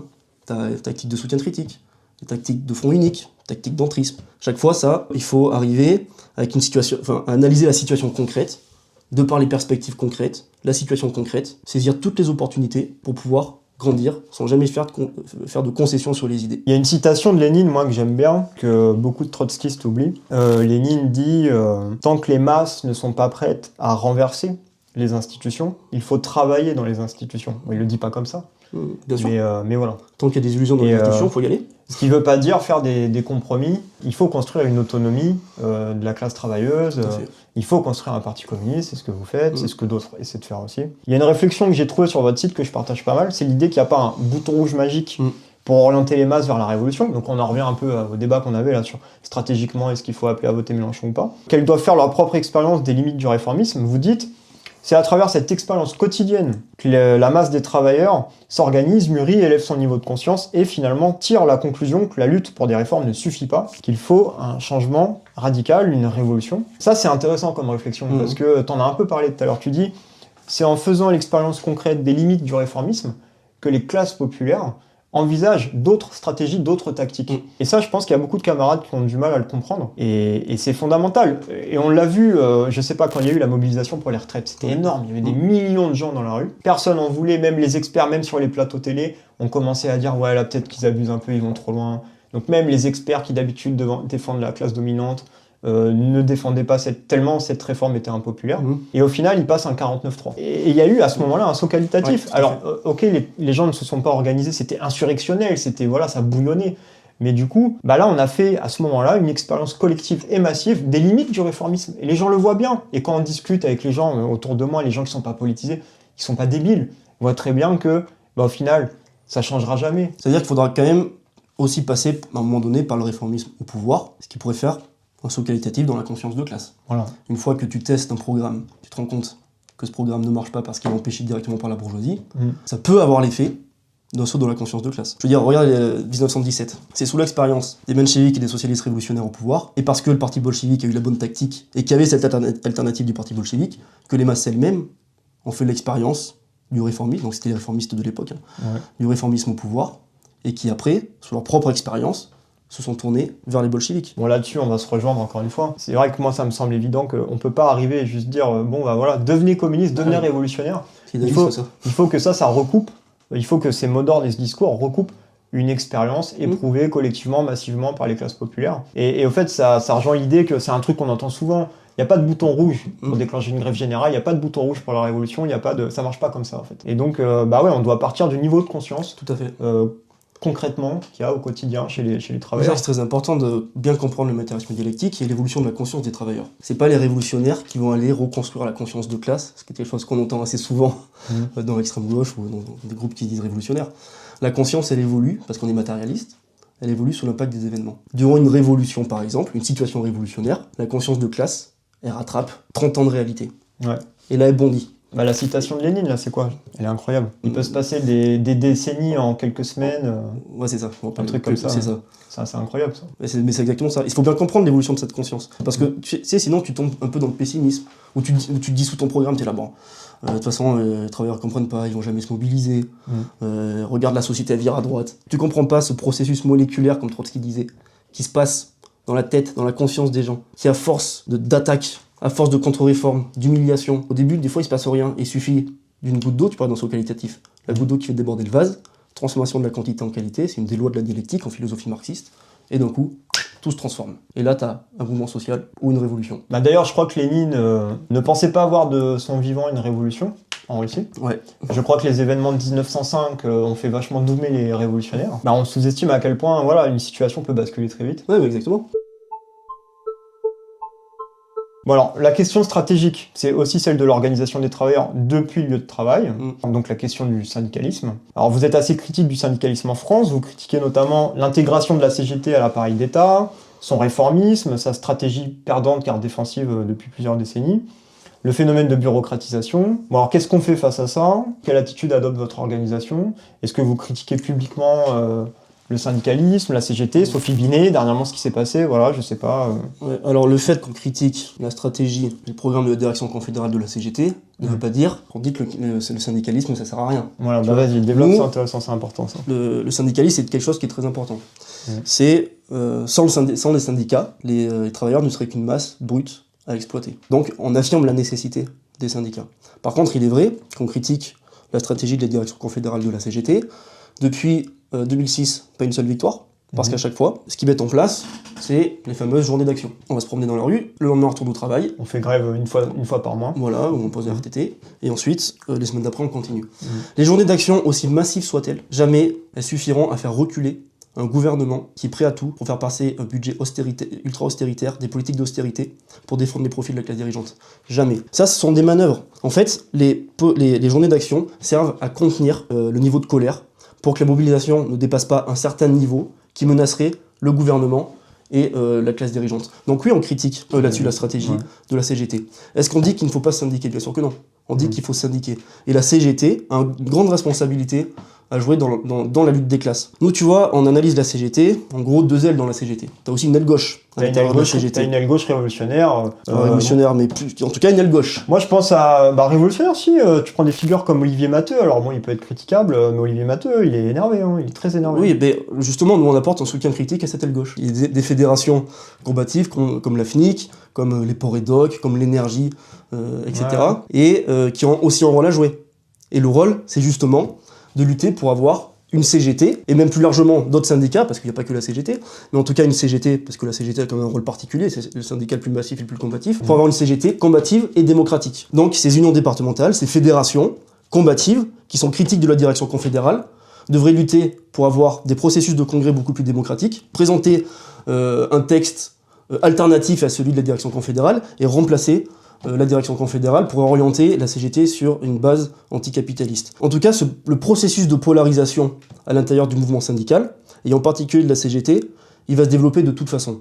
Ça, c'est une des perspectives Bien sûr. que nous on porte. Pourquoi ? Parce que sous l'impact de la crise du capitalisme, tu as beaucoup de jeunes travailleurs qui vont s'organiser, ils vont regarder l'organisation Ils vont adhérer. syndicale la plus massive, la plus combative, la CGT, ils vont adhérer. Donc les dirigeants syndicaux du plus petit niveau, donc du niveau local jusqu'au niveau national, ils vont être placés devant l'alternative, soit être remplacés, soit virer à gauche. Donc ce processus de polarisation, Toi, tu penses il que va se dérouler dans la CGT, c'est sûr, et même ouais. Tu dans penses tout que le la mouvement crise, syndical. tu penses que la crise du capital va entraîner la CGT sur sa gauche, quoi. Oui, exactement, Ouais. mais il y a quand même une responsabilité pour moi de l'aile gauche de la CGT, de tous ces militants combatifs qui sont critiques de la direction confédérale. Tu vois, au dernier congrès de la CGT en 2023, le bilan de la direction sortante, donc direction confédérale Martinez, a été rejeté. Première dans toute l'histoire de la CGT. Et ne pas appeler à se syndiquer, là, c'est vraiment adopter une attitude gauchiste de votre point de vue dans votre organe. Bien sûr, ne pas appeler à faire un travail dans les syndicats. Toute organisation marxiste, digne de ce nom, doit, à un moment donné, viser à s'implanter dans les syndicats. Les syndicats regroupent les couches les plus larges de travailleurs. Ouais. Si tu te dis qu'il faut pas aller dans les syndicats, en réalité, tu te dis qu'il faut pas t'implanter dans la classe ouvrière, tu vois. Donc oui, c'est une politique, ça serait une politique ultra-gauchiste, ça c'est clair. Bon, pour prendre le pouvoir économique et politique, faut mobiliser un acteur historique, des groupes sociaux ayant une vocation révolutionnaire, qui subissent une certaine situation, l'exploitation, la domination. Donc, sur quel sujet politique on s'appuie pour prendre le pouvoir quand on est communiste en 2025 ? La classe ouvrière, les classes populaires élargies, les étudiants, les couches intermédiaires, une partie de la petite bourgeoisie. Est-ce que, comme les camarades de lutte ouvrière, vous faites une fixette sur les ouvriers, ou est-ce que vous voyez quand même un peu plus large ? Alors, quand on est communiste en 2025, comme quand on était communiste en 1848, on s'appuie sur la classe ouvrière. C'est pas une fixette sur les ouvriers. Il faut expliquer ce que c'est la classe ouvrière, ou le prolétariat, ou le salariat. Dans une définition marxiste, simplement ceux qui ont comme principale source de revenus, généralement la seule, leur force de travail, qui vendent sur un marché. Donc ça veut dire que c'est 90% de la population active. C'est-à-dire que les couches intermédiaires, même les cadres, dans une certaine mesure, ceux qui sont salariés et qui, à côté de ça, n'ont pas de propriété lucrative... Ouais, ce sont des salariés. Après, ceux qui gagnent le plus d'argent dans la classe ouvrière, c'est quand même une petite minorité. Ouais, bien sûr. Or, l'histoire, tu l'as fait avec les masses et pas avec les marges. Tu vois ? Donc, de manière générale, la catégorie scientifique classe ouvrière du marxisme suffit pour savoir que c'est avec cette classe que tu peux faire la révolution. Pourquoi ? Parce que c'est la classe révolutionnaire, tout simplement. De par la position qu'elle occupe dans le processus de production, c'est elle qui a la capacité, parce qu'elle est directement en rapport avec le capital, la capacité d'exproprier la grande bourgeoisie, et puisqu'elle produit toutes les richesses, de réorganiser la société sur des bases socialistes, sur la base d'une planification démocratique de la production. Mais donc les étudiants, on en parlait tout à l'heure. Il y a beaucoup qui sont des prolétaires, des étudiants. Voilà, mais après, les étudiants, même ceux qui ne sont pas prolétaires encore, qui sont voués à le devenir, oui, ils peuvent jouer un rôle aussi dans une révolution. Par exemple, populariser un mouvement. En mai 68, c'est parti des étudiants, par exemple. Et ensuite, t'as la classe ouvrière qui doit arriver sur la scène de l'histoire par la grève générale illimitée et ensuite par la prise du pouvoir. Mais c'est toujours la classe ouvrière qui est centrale. En réalité, c'est le salariat, si tu veux. On peut dire salariat si tu préfères. Mais c'est intéressant, par exemple, la position qu'occupent les cadres. Ils ont du pouvoir, mais ils ont pas la propriété lucrative, tu vois. Ils sont un peu les administrants des capitalistes. C'est vraiment... ça dépend quel cadre. Peut-être des cadres, ils gagnent 2000 balles par mois et ils sont juste un tampon. Tu vois. Mais en fait, quand tu regardes la sociologie électorale de la France insoumise, il y a une partie des couches intermédiaires et des cadres qui se penchent de plus en plus vers des programmes de rupture. Bien sûr. Parce qu'en fait, elle en peut plus. Oui. Parce que j'en parlais il y a pas longtemps avec un syndiqué CGT chez Airbus. Et lui, au fait, il a affaire à une population, c'est que des cadres, quasiment. Et donc, on en parlait, et il me disait, voilà, c'est des gens qui sont compliqués à mobiliser, c'est très compliqué de les mobiliser. Mais, sur la question du sens au travail, tout ça, en fait, c'est des gens qui souffrent, c'est des gens qui en ont marre de ce qu'ils font, et potentiellement, ils sont radicalisables à gauche. Alors, est-ce qu'on peut les amener au communisme ? Je sais pas, en tout cas, on peut faire peut-être un bout de chemin avec eux. Bien sûr, dans la Révolution, un des baromètres, c'est la radicalisation de la classe moyenne. Classe moyenne qui rejoint le prolétariat, tu vois. Et ça, c'est un des baromètres d'une situation révolutionnaire. Et du coup, tu as des radicalisations qui arrivent, des fois chez les ingénieurs. Là, dans les années 70, tu avais beaucoup de radicalisation aussi dans les classes moyennes, tu vois. Ou même ceux qui font des études des études d'ingénieurs, ceux qui sont voués à être cadres. En fait, ils se disent, tiens, c'est à moi de gérer cette société pourrie, là. C'est ça qu'on me promet. Et ils disent, mais non, ça n'a pas marché. Quelqu'un qui se fait 3000 balles par mois, tu vas pas le choper sur la question de les fins de mois, c'est difficile. Par contre, la question du sens du travail... Mais t'en as qui réfléchissent à 3000 balles par mois. En tout cas, la question du sens du travail, tout ça, l'aliénation, c'est des problématiques sur lesquelles tu peux aller, quoi. Mais c'est intéressant parce que Marx, je sais pas si c'est dans le programme de Gotha ou quand il écrit sur la Commune de Paris, je sais plus, mais je me souviens d'un passage où il analyse le rôle, la place qu'occupent les classes moyennes, alors les classes moyennes de l'époque, hein, c'est pas celles d'aujourd'hui. Bon, en 48, elles sont du côté de la réaction. Lors de la Commune de Paris, elles basculent. Elles basculent tout le temps, elles n'ont pas de rôle indépendant, voilà, en réalité. Soit elles lient leur sort à la classe ouvrière, et pour ça, il faut une direction de la classe ouvrière, un parti révolutionnaire qui soit déterminé à prendre le pouvoir, et qui puisse... Parce que les classes moyennes, après, la petite bourgeoisie, parce que c'était la petite bourgeoisie notamment, elles sont divisées. Tu vois, t'as celles qui sont les plus aisés qui rejoignent le capital, et aujourd'hui, avec la crise du capitalisme, tous les petits artisans, commerçants, petits paysans pauvres, eux, leur sort, ils doivent le lier à la classe ouvrière. Par contre, elle n'a pas de rôle indépendant. Pourquoi elle n'a pas de rôle indépendant? Ça, c'est important aussi quand tu caractérises la petite bourgeoisie. Parce que dans les 4 murs de son entreprise, si tu veux, elle ne peut pas jouer un rôle indépendant sur la scène de l'histoire. Tu vois, alors que la classe ouvrière, qui est dans des grands ensembles, en particulier dans des grandes usines, qui travaillent collectivement, elle peut, de par la position qu'elle occupe dans le processus, réorganiser la société sur des bases collectives et socialistes. Donc c'est vraiment une question de classe, en réalité.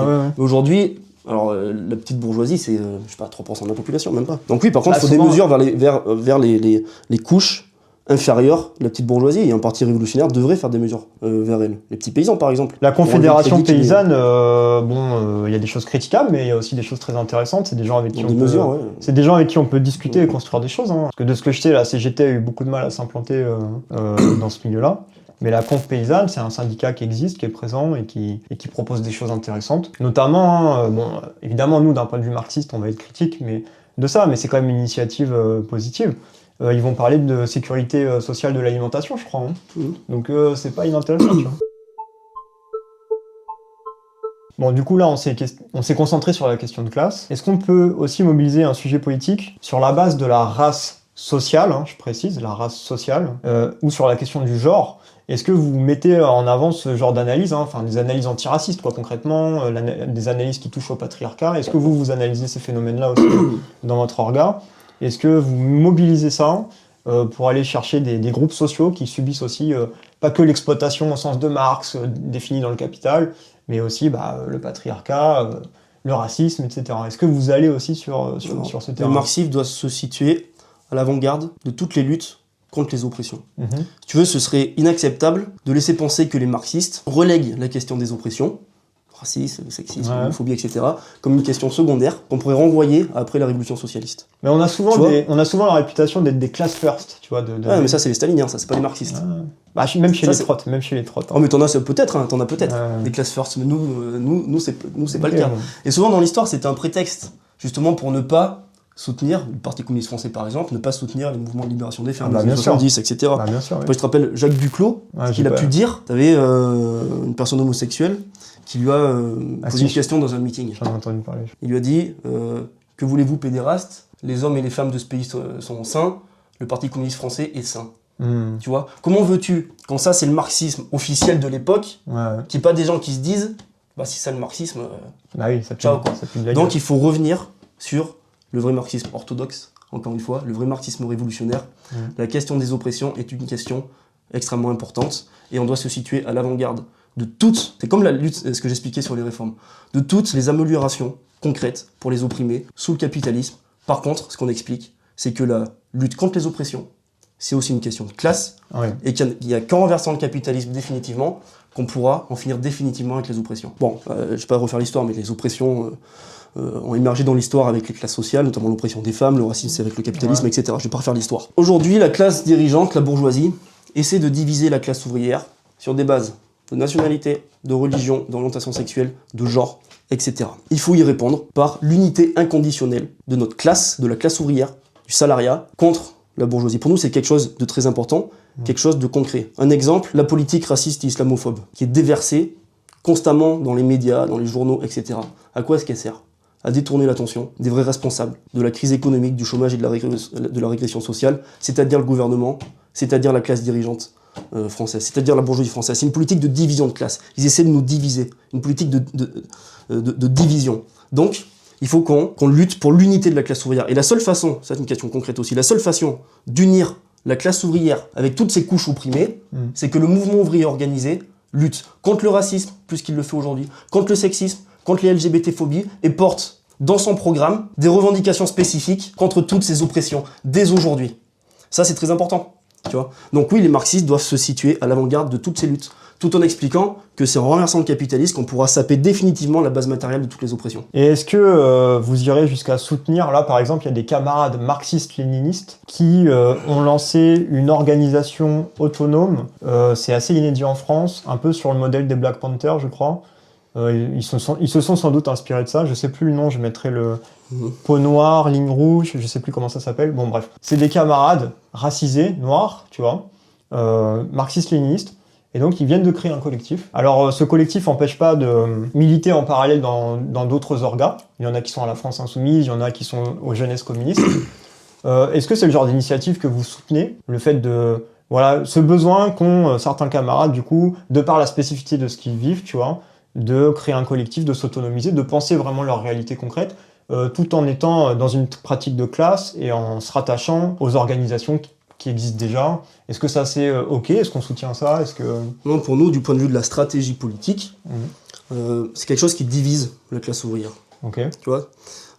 Alors s'il y a des personnes noires qui veulent se réunir entre elles pour parler de leur oppression, ils peuvent le faire bien sûr, largement. Mais du point de vue de la stratégie politique, du point de vue de la construction de l'organisation, qui peut permettre d'en finir définitivement avec toutes les oppressions, il ne faut pas diviser le prolétariat. Mais là, ça c'est la base des tours intersectionnels. Là, ça divise, par exemple. Ça divise pas vraiment parce qu'ils ont leur collectif, mais à côté de ça... Je sais pas de quoi tu parles. Ouais, voilà. Ils ont leur collectif, oui, t'as peut-être pas... Je sais pas du tout de quoi tu parles. Ils ont leur collectif, mais ça vient tout juste de Pop, tu vois. Okay. Ils ont leur collectif, ça les empêche pas, par exemple, en parallèle, d'être au PCR, tu vois. Ok. C'est pas... Tu sais que la non-mixité, qu'elle soit de genre ou racisée, la non-mixité, elle permet... c'est important, des fois, c'est un outil qui est important pour créer de la théorie, penser ce qu'on vit. Non, pour nous, non. Pour nous, la méthode du marxisme, elle est scientifique, elle se suffit elle-même pour comprendre l'apparition des oppressions dans l'histoire, l'apparition du racisme, du sexisme, des LGBT-phobies, et de comprendre... Mais ils sont marxistes, hein. Ils sont marxistes, ils convoquent pas d'autres théories, ils sont marxistes-léninistes. D'accord. Ils ont eu ce besoin de créer ce collectif, et moi je comprends, je soutiens, j'ai même fait, j'ai retweeté et tout. Après, je peux pas trop t'en parler parce que je sais pas ce que c'est, mais ce que je peux dire, par exemple, c'est que au Parti communiste révolutionnaire, tous les débats politiques, la stratégie politique doit être débattue à l'intérieur du Parti communiste révolutionnaire. Sinon, le centrisme démocratique n'existe plus, tu vois. Donc, oui, pour nous, c'est très important. Au sein de votre organisation, est-ce que c'est possible qu'il y ait des... Donc, ok, il y a le centralisme démocratique, il y a ce principe fondamental, mais est-ce que c'est possible qu'il y ait des groupes en non-mixité genrée, par exemple, qui se créent pour... Ouais, parce que les meufs, quand elles sont en présence avec des mecs, elles ont... Enfin, il y a des mécanismes sociaux qui font que voilà, c'est plus compliqué de prendre la parole, Non, pas du tout. Nous, je te dis, tout doit être débattu dans le cadre du centralisme démocratique, dans le cadre des méthodes organisationnelles de notre parti. Il faut lutter absolument contre tout ce qui pourrait empêcher aux femmes, aux noirs, aux immigrés de rentrer dans notre parti. Lutter contre tout ça, ça c'est clair. Par exemple contre le sexisme, qui peut arriver bien sûr dans les organisations de la classe ouvrière. Lutter contre le racisme, absolument, ça c'est interdit dans notre parti. Par contre, tout doit se débattre dans notre parti. Pourquoi? Parce que c'est la seule méthode qu'on soit un parti révolutionnaire unifié. C'est la seule méthode pour en finir définitivement avec le capitalisme et on n'a pas le temps pour autre chose. Mais ton centralisme démocratique, il peut très bien fonctionner avec en parallèle des groupes en parallèle, ça s'appelle une fraction secrète. Non, je suis pas d'accord. Je suis vraiment pas d'accord là pour le coup, tu vois. Je pense que de toute façon, après, c'est une conséquence de diviser en réalité. Oui, mais tu vois, il faut comprendre ce que c'est d'être une femme, par exemple.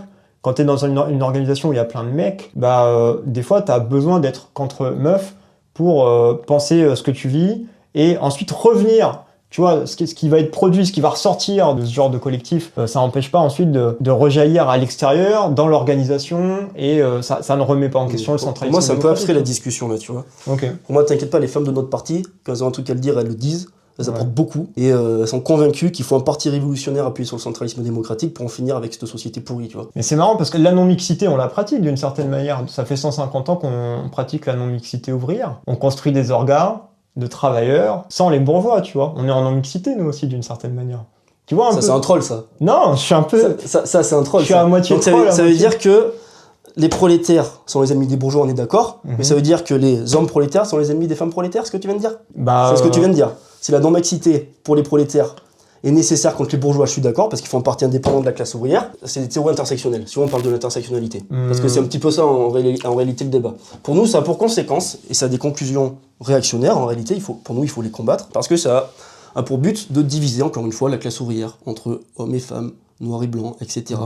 Et t'as la bourgeoisie, là-haut, qui applaudit des deux mains, et qui a massivement financé, durant les années 70 et encore maintenant, à l'université, des laboratoires de philosophie postmoderne, intersectionnelle, tout simplement, pour essayer d'éloigner ces jeunes qui sont en train de se radicaliser des vraies idées révolutionnaires. Pour faire très simple, parce qu'il y a plein de théories différentes, elle part du principe qu'une femme noire est opprimée comme femme et comme noire. Oui, bien sûr, elle subit le sexisme et le racisme, ça c'est clair. Mais les socialismes d'avant Marx avaient déjà dit la même chose. Par contre, après, comme d'un point de vue philosophique, ces théories s'appuient sur le postmodernisme notamment, et sur de l'idéalisme, et se disent qu'il n'y a que ceux qui vivent l'oppression qui peuvent la comprendre, et donc qui peuvent la combattre. Donc, il n'y a que les noirs qui peuvent lutter contre le racisme, que les femmes qui peuvent lutter contre le sexisme, ou parfois il n'y a que des alliés. Mais ça empêche toute unité réelle de la classe ouvrière. Or, cette unité de la classe ouvrière est nécessaire pour renverser la bourgeoisie. Et tant que la bourgeoisie sera au pouvoir, tant qu'il y aura le capitalisme, eh bien, ils essaieront de nous diviser, de propager l'islamophobie, de propager le racisme. Tant qu'il y aura le capitalisme, les femmes, où ils seront, il y aura la double journée de travail où elles accompliront les tâches domestiques massivement. Donc il faudra socialiser massivement le travail domestique pour les extraire du foyer. C'est une question de classe en réalité. Et si tu reviens sur des considérations philosophiques, idéalistes, juste sur le ressenti, le subjectivisme, tu t'éloignes en fait de la lutte des classes. Et t'inquiète pas, tu vois, les opprimés, quand ils en arriveront massivement sur la scène de l'histoire, parce que ça c'est une des révolutions, tu dois le savoir. Les opprimés, les femmes par exemple, la révolution russe c'est parti en 8 mars. Les opprimés qui, depuis des décennies, subissent leur oppression, massivement, ça pèse sur leurs épaules.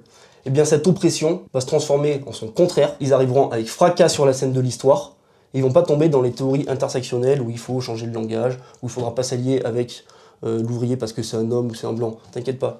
Ils vont déchaîner les enfers sur le capital. Ça sera la lutte des classes. L'ennemi, c'est la grande bourgeoisie. Et tout l'enjeu, c'est d'avoir un parti révolutionnaire à la hauteur de la radicalité des couches les plus opprimées de la population. Tu vois, quand je parlais des enfers, j'ai cité la Bible. Les derniers seront les premiers. Ils seront les premiers sur les barricades. Et il y a intérêt qu'il y ait un parti révolutionnaire à la hauteur de leur radicalité. Bon, pour rebondir, je vais pas trop développer parce que sinon on va perdre beaucoup de temps là-dessus. Moi, sur la chaîne, j'ai fait une vidéo critique de l'intersectionnalité. J'invite les camarades à aller voir ça. On a aussi un exposé sur la chaîne Oui, Parti communiste révolutionnaire, la chaîne YouTube là-dessus. Du coup, dans ce que tu dis, il y a des choses que je nuancerai, mais bon, je vais pas rentrer dans le détail. Il y a des choses sur lesquelles je suis pas trop d'accord. Par contre, je trouve que ce que tu dis là depuis tout à l'heure, c'est assez symptomatique. Toi, tu parles de partir de la situation concrète. Oui. Il s'agit pas de diviser la classe ouvrière. Tu vois, tout ce que je dis depuis tout à l'heure, je parle de non-mixité, etc. Il ne s'agit pas de diviser, il s'agit au contraire de la renforcer, justement en la prenant dans sa spécificité en partant de la situation concrète. Parce que sinon, qu'est-ce qui se passe? Dans les années 70, les femmes qui commencent à penser ce qu'elles vivent, tu vois, à lutter politiquement, l'émergence du MLF, toute la bande à Christine Delphi, bon voilà, mais il y avait aussi des marxistes dans le tas, tu vois. Et ben, qu'est-ce qui s'est passé? Globalement, ces femmes-là ont été rejetées par les organisations marxistes. Qu'est-ce que ça a eu? Quelle organisation marxiste? Le Parti communiste, Stalinienne. mais pas que. Je pense qu'il y a eu beaucoup de problèmes avec la CGT. Je crois qu'il y a eu aussi des problèmes chez les trotskistes. Et donc, qu'est-ce que ça a eu pour conséquence? Elles se sont autonomisées dans leur coin, elles se sont déconnectées, des classes populaires. Et plusieurs décennies après, et ben ça, qu'est-ce que ça a donné? C'est quoi le bilan de cette stratégie? Ça ne marche pas. Nous, en tant que marxistes, on a une responsabilité. Tout à fait. On peut pas dire, ah non, mais ça, le féminisme là, c'est un truc de petits bourgeois. Non, on peut pas dire ça, c'est pas sérieux. Et il y a du féminisme petit bourgeois qui existe. Et bourgeois. Ça existe, oui. Il y a du féminisme libéral, mais il y a aussi du féminisme révolutionnaire, marxiste, communiste. Pour nous, le marxisme se suffit à lui-même. Il n'y a pas besoin de dire féministe. Donc pour finir, voilà, moi je rappellerai que oui, de mon point de vue, c'est vraiment important que depuis tout à l'heure, tu as un mot à la bouche, et je suis d'accord avec ça, stratégiquement, on peut pas faire sans, c'est front commun. Voilà, on est une classe et il faut faire front commun. Tout à fait. Mais faire front commun, c'est aussi prendre en considération nos spécificités. Et tout à l'heure, tu m'as posé une question, je t'ai pas répondu. Oui, alors c'est contrasté, mais au sein d'un couple de prolétaires, l'homme, dans le cadre domestique, a des privilèges et une forme de domination, il exerce une forme de domination sur la femme, tu vois. De la même manière qu'ils appartiennent à une même classe. Et dire ça, c'est pas faire de l'intersectionnalité. C'est partir de la situation concrète et poser une analyse matérialiste, marxiste. T'as pas une case d'homme, une case de femme. Non, non. C'est-à-dire que la femme, elle Non, est non, non, pas non. exploitée dans le couple, elle subit une oppression. Je C'est par- pas la même chose. Oui, d'un point de vue moi, économique. moi, j'irais pas jusqu'à parler de classe Voilà. d'hommes et Donc de tu peux classe pas de mettre femmes. ça sur le rapport Je- prolétariat-bourgeoisie. Je critique, il faudrait un jour que je prenne le temps de faire une critique sur la chaîne du travail de Christine Delphi. Moi, je vais pas C'est jusque-là. ce qu'elle dit, elle. par Oui, exemple. oui. Voilà. Parce qu'aller jusque-là, voilà, c'est très idéaliste comme approche, c'est complètement déconnecté ces réalités-là de la question de classe, enfin voilà, ça pose des problèmes. Par contre, faut pas qu'on s'empêche de voir quand même que, bah oui, il y a des rapports de force même au sein du prolétariat. Et sur la non-mixité, enfin qu'on soit bien d'accord, moi je suis pas contre qu'il y ait des associations de femmes pour discuter. Enfin tu vois, Ah oui, non, pour ça, j'avais discuter de compris, tout, ça n'a oui. rien à voir. Oui. C'est juste dans le parti révolutionnaire, Mmh. bon, tout le monde lutte ensemble, centralisme démocratique, Mmh. et on va à l'assaut de la bourgeoisie, quoi, tu vois. Bon, là, j'ai été un peu chiant sur ces problématiques-là, mais pareil, tu vois, il y a un autre truc dont on entend peu parler chez les marxistes, hein, c'est l'écologie. Ouais. On va pas se mentir, historiquement, on n'a pas été au taquet sur ce sujet, hein, même s'il y a déjà chez Engels des réflexions très intéressantes chez Marx aussi. Voilà. Après, ceux qui repeignent Marx en Marx éco-socialiste, je sais pas quoi, ça c'est les théories de le japonais là, je sais plus. Bref, j'ai lu un peu ça, j'ai survolé. Ok. C'est une lecture très délirante de Marx, mais bref, on va pas rentrer là-dedans. En fait, on fait face à un dilemme assez simple. La société communiste, c'est une société qui nécessite un certain développement technique. Le problème, c'est que le développement technique des dernières années, il repose vachement sur les énergies fossiles. Du coup, ça semble impossible de concilier à la fois la lutte pour le communisme et la lutte contre le réchauffement climatique. Bon, déjà, est-ce que vous parlez d'écologie ? Et comment on fait pour négocier avec ce dilemme qui est un peu, a priori, insoluble ? Alors, tous les experts scientifiques sérieux affirment et démontrent que la transition écologique, sur le papier, ça pose aucun problème. Ok. C'est juste que les capitalistes, ça leur coûterait trop cher en investissement. Du coup, Ils ils en préfèrent veulent pas. rester sur des énergies fossiles. Mhm. Donc, qu'est-ce qu'on fait ? Eh bien, on prend le pouvoir. Tiens, on parlait de la France insoumise. Par exemple, ils proposent la planification écologique. Sauf que pour planifier, faire la transition écologique, il faut posséder ce que tu vas Bah, bien sûr. Ouais. pouvoir planifier. Donc il faut planifier l'économie. En fait, le capitalisme est irréconciliable avec l'environnement. Une économie de marché, où tu as des grandes entreprises qui se mènent une lutte féroce pour des parts de marché, des sources de matières premières, etc., qui n'en ont rien à foutre de l'environnement, c'est la bourgeoisie, son mot d'ordre, c'est « après moi le déluge hein. ». Donc qu'est-ce qu'il faut faire ? Toi, tu as un chiffre qui montre que, je crois que c'est 100 multinationales produisent plus de 70% du gaz à effet de serre. Expropriation de la bourgeoisie, nationalisation de ces multinationales sous le contrôle démocratique des travailleurs, la haute qualification des travailleurs de ces multinationales, ils sauront très bien réorienter les multinationales vers des sources d'énergie propres. Tu libères la science des chaînes du profit, tu concentres toutes les recherches scientifiques pour pouvoir trouver de nouvelles sources d'énergie propre, les développer, par exemple les centrales marémotrices, la géothermie, etc. Il y a plein de choses qui existent déjà. Et ensuite, une fois que tu as le pouvoir et que tu planifies réellement les ressources, parce que c'est ça le socialisme, il faut le dire, au niveau international, c'est planifier démocratiquement et de manière rationnelle les ressources, d'ailleurs c'est la solution pour en finir définitivement avec le réchauffement climatique, et bien là tu peux faire décroître des secteurs si tu possèdes l'économie. Par exemple l'armement, qui pollue énormément, la publicité, les voitures individuelles en développant massivement les transports publics. Le textile, Ouais, prêt à porter. plein de choses. Ouais. L'obsolescence programmée, Ouais. qui est à la fois du vol pas possible et qui est une aberration environnementale, elle n'aura plus lieu d'être, tu vois. Donc- Et après sur le communisme, oui, c'est... Pour toi, communisme et écologie, c'est vraiment lié. Bien quoi. sûr, mais mais d'ailleurs c'est la seule nécessité. Tu vois, Rosa Luxembourg disait socialisme ou barbarie. En réalité, tu peux reprendre cette alternative en disant soit planification démocratique et rationnelle des ressources sur toute la planète, soit extinction de l'humanité. Donc rien que du point de vue du réchauffement climatique, il faut faire cette putain de révolution. C'est quelque chose qui est extrêmement important. Et après, tu disais que le communisme nécessite un haut niveau de force productive. Oui, mais ça veut pas dire produire tout et n'importe quoi. Ça veut surtout dire améliorer la qualité des moyens de production, baisser de manière indéfinie le temps de travail pour que tous les êtres humains aient accès à ce qui fait qu'on est tous véritablement humains, c'est-à-dire la culture, l'art, la philosophie, etc. Du coup, tu auras un bon culturel énorme. Et améliorer la qualité des produits finis. C'est pas produire tout et n'importe quoi. Mais il y aura effectivement une société d'abondance. Parce qu'une société d'abondance, c'est ça le vrai communisme, ça permet d'en finir définitivement avec toutes les formes d'oppression, avec l'État, etc. Là, concrètement, si on part de la situation concrète, la France insoumise, de manière très idéaliste, le nucléaire, allez hop, on va aller draguer un certain électorat. Là, si on est concret, bon, le nucléaire, pour l'instant, là, tout de suite, le nucléaire, c'est difficile de s'en passer, non ? Quand on prendra le pouvoir, il faudra demander aux scientifiques, parce que déjà, je crois qu'il y a déjà des études scientifiques qui ont montré qu'il y avait des certaines énergies nucléaires que tu peux utiliser sans qu'il y ait l'enfouissement des déchets, qui est extrêmement dangereux. Donc pareil, nous, c'est pas une question de principe. Si le nucléaire, ça peut être quelque chose utilisé sans produire une catastrophe environnementale, oui, pourquoi pas. Mais encore une fois, il faut libérer La la science des chaînes du profit, investir massivement dans la science recherche, ouais. pour avoir ces recherches sur le nucléaire. Bon, jusqu'à présent, on a surtout réfléchi à l'échelle du pays. De manière assez classique, vous considérez l'échelle nationale comme l'échelle spontanément appropriée pour la lutte. Vous dites sur votre site, les travailleurs prendront d'abord le pouvoir dans un pays, mais ils ne pourront le conserver que si la révolution l'emporte dans d'autres pays. Bon, on voit ici que l'internationalisme, c'est avant tout une question stratégique, c'est pas une posture. Oui, notre internationalisme, c'est pas une question sentimentale, c'est pas une posture. C'est-à-dire que le socialisme dans un seul pays, c'est impossible.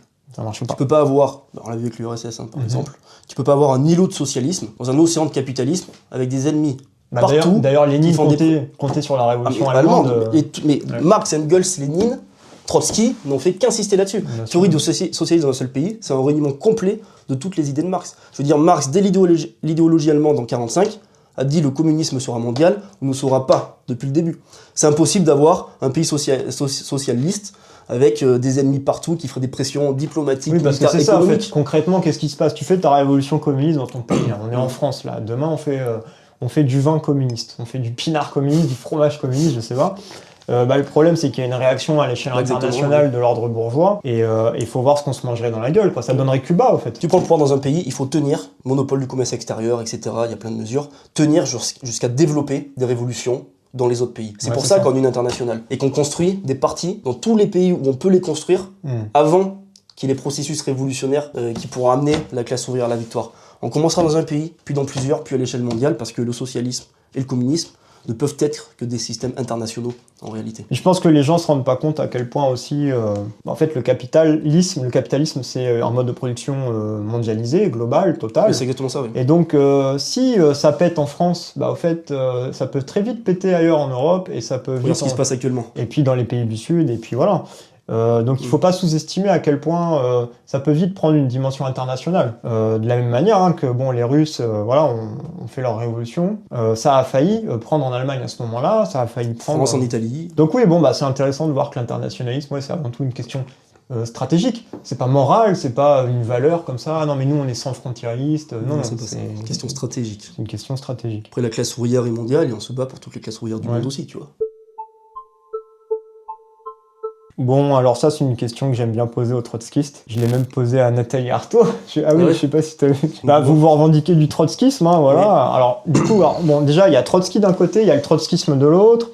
Le trotskisme, ça veut rien dire. Il y a des trotskismes en France, je veux dire. Ça, je suis entièrement d'accord. Voilà, parce que entre le POI, qui soutient de manière non critique Mélenchon, et lutte ouvrière, il y a vraiment un monde, quoi. Donc, qu'est-ce que ça implique en 2025 ? Moi, perso, j'ai jamais lu Trotsky, tu vois, je suis vraiment un escroc. Ah ouais, il faut.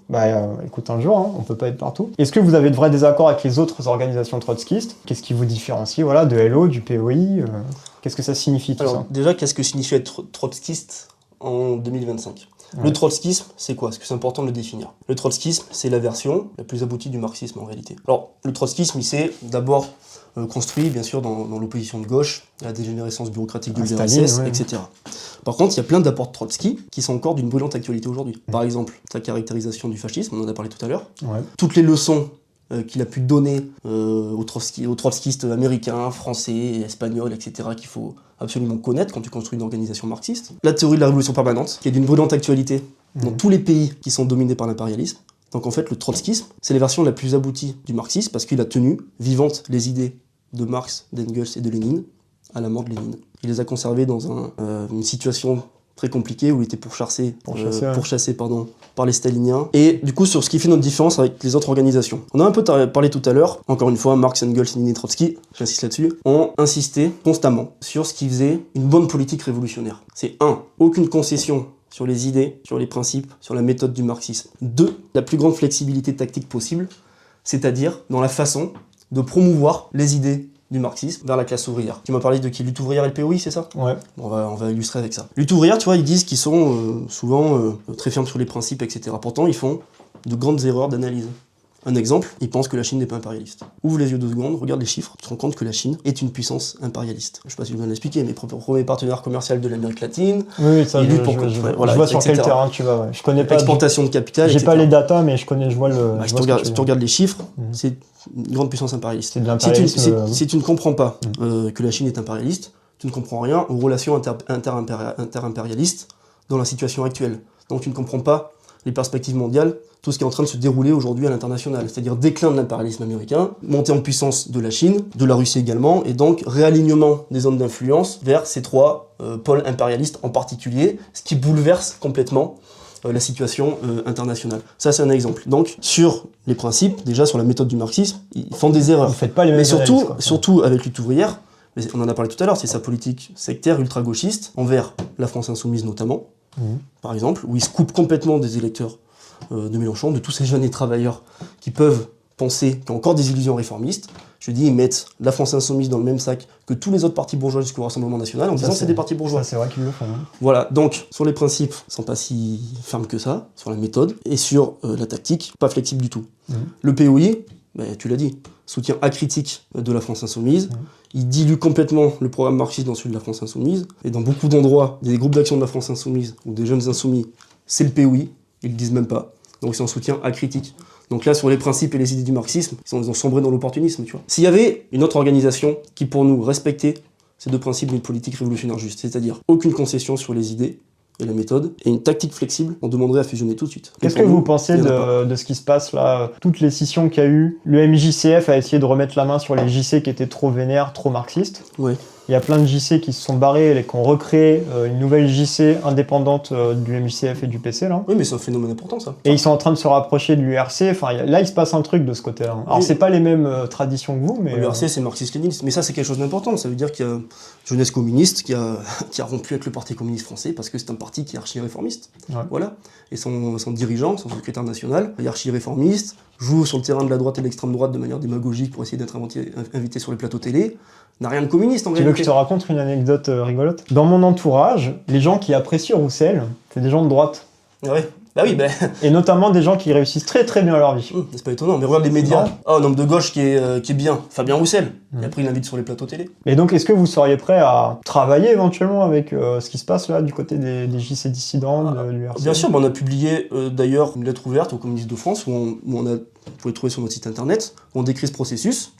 Et eux, lors de leur scission, ils ont appelé toutes les organisations qui voulaient justement clarifier le programme révolutionnaire. Nous, on est justement prêts à participer à cette clarification du programme révolutionnaire, c'est un appel. Moi, je suis en contact avec des camarades de l'URC, ils ont l'air très ouverts, et vraiment dans une volonté de construire un front commun communiste, quoi. Et ça fait plaisir. Il faudra clarifier le programme. Et il y a aussi cette volonté chez Révolution Permanente, différemment, mais moi j'ai l'impression que ils sont aussi dans une construction, un truc... voilà, bon, c'est intéressant ce qui se passe en ce moment. Il y a des choses, des choses intéressantes chez les communistes. Encore une fois, nous, on ne fusionnera pas tant qu'il n'y aura pas clarté sur le programme, aucune concession sur la théorie et de la flexibilité tactique pour se connecter. Parce que nous, tu vois, on se tourne pas vers l'extrême gauche, on se tourne vers la jeunesse et la classe ouvrière, ce qui est très important. Quand t'es un marxiste conséquent, sinon tu prends un drapeau rouge, tu le plantes dans le désert et t'attends que les masses viennent à toi. Et ça marchera jamais. Bon, on en arrive à la dernière question. C'est une question qu'on aborde peu. Quelle place doit occuper l'esthétique et la communication dans une organe révolutionnaire? Est-ce qu'en 2025, c'est vraiment approprié d'utiliser encore le folklore communiste? Moi, je pense à la faucille et le marteau. Folklore, c'est pour m'embêter. Quand tu dis folklore ou... Ouais. Non. Ah non, je suis premier degré. Ok, ouais. Bon, voilà. Est-ce que faire des tracts où on parle de communisme, ça mobilise? Voilà. Est-ce qu'il faut soigner cette communication? Est-ce qu'il faut un peu se mettre aussi au niveau, malheureusement, des affects négatifs que les classes populaires peuvent avoir sur l'imaginaire communiste, sans faire de compromis? Ouais, bien sûr. Ça revient avec ce que je disais au début de la discussion. Question tactique. Nous, on s'oriente vers cette jeunesse qui se radicalise et qui se tourne vers les idées communistes. Je te dis que la faucille et le marteau, ces couches-là, elles le recherchent. Donc, ces couches-là recherchent ce profil offensif, ça, c'est votre analyse communiste. Et ça fonctionne à l'échelle internationale. On dit dans toutes les sections où on est présent, ça fonctionne. Et on le voit dans notre travail quotidien que cette jeunesse-là, elle se dit enfin, faucille, marteau, enfin des gens qui se disent parti communiste révolutionnaire, qui construisent une internationale de combat qui est prête à ramasser le capitalisme. En réalité, quand on parle offensivement comme ça du communisme et de la faucille du marteau, après, ces jeunes, ils ne cherchent pas que ça, ils cherchent des analyses concrètes. Ça, c'est très important, parce qu'il ne suffit pas de gueuler « on est communiste » pour que tout le monde te rejoigne et les jeunes, ils disent « enfin, un parti communiste ». Non, il faut analyser concrètement la situation politique, économique, sociale, ce qui se passe dans le mouvement syndical, prendre position, ce qui se passe dans la gauche réformiste, prendre position. Par contre, oui, faucille, marteau, oui, dire qu'on est communiste, en fait, on lance un signal à cette jeunesse qui veut un parti de combat. On lui dit, nous, on baissera pas la tête, on baissera pas les yeux, On est déterminé à renverser le système capitaliste en France et à l'échelle internationale. C'est un appel qu'on fait et on appelle tous ceux qui nous écoutent là, d'ailleurs, à rejoindre notre parti et notre international. Parce qu'on ne mettra jamais un genou au sol et on est déterminé à renverser le capitalisme, à ouvrir la voie vers le communisme en France et dans le monde. Bon, je vais rebondir un peu et te taquiner pour finir. Vas-y. Mais du coup, moi, je fais pas du tout la même analyse de la situation. Comme beaucoup de gens, dans mon entourage, dès qu'on parle communisme, hein, vraiment le mot, je veux dire, hein, Staline, etc. dès qu'on parle de communisme, dès qu'on brandit un peu le folklore, la faucille et le marteau, dès qu'on parle de camarades, voilà, les gens nous regardent comme des ovnis, au fait, tu vois. Par contre, quand tu parles de... C'est une petite fraction, une petite minorité. Quand tu parles de démocratisation de la production, là, tout de suite, ça matche plus, tu vois. Ouais. Et sur la forme, du coup, on fait pas le même constat, tu vois. Je pense que... Moi, j'ai pas l'impression que ça mobilise des couches très spécifiques. Moi, je te parle d'une petite minorité Hum. de la jeunesse et de la classe ouvrière qui est en train de tirer des conclusions révolutionnaires Ok. et qui se rapprochent du communisme. D'ailleurs, sans savoir, ils ont pas une idée précise de ce qu'est le communisme, il faut leur expliquer souvent. Mais ils se disent, c'est quoi ce système pourri, des guerres, la catastrophe environnementale? Et là, ils se disent, quelle théorie concrète existe contre ce système-là? Il y a des textes qui ont été écrits, des idées communistes depuis Marx. Et donc, elles trouvent ces idées concrètes pour lutter contre le capitalisme là-dedans. Mais encore une fois, c'est la minorité d'une minorité. Ok, C'est ouais. sûr que quand tu mets faucille marteau lancé comme ça à toute la population, Ça marche bien pas. sûr que non, ça Parce marche que moi, pas. j'ai- Et c'est une tactique d'avant-garde. Moi, j'ai déjà vu vos affiches. Les communistes, rejoins-nous. Tu es communiste, fonctionne. rejoins-nous. Ça fonctionne. Bien sûr que ça fonctionne. Ah ouais. Ça fonctionne énormément, on se développe partout. Mais pour aller chercher vraiment une avant-garde. Oui, c'est une stratégie d'avant-garde. Ok, En je réalité, comprends. on est en train de recruter Donc, ceux qui ont déjà compris. Demain, Et on l'idée, les oriente vers la classe ouvrière après. si l'idée, c'est pas de construire une avant-garde, mais de construire, de massifier, de s'adresser plus largement aux classes populaires, vous changez de communication, du coup.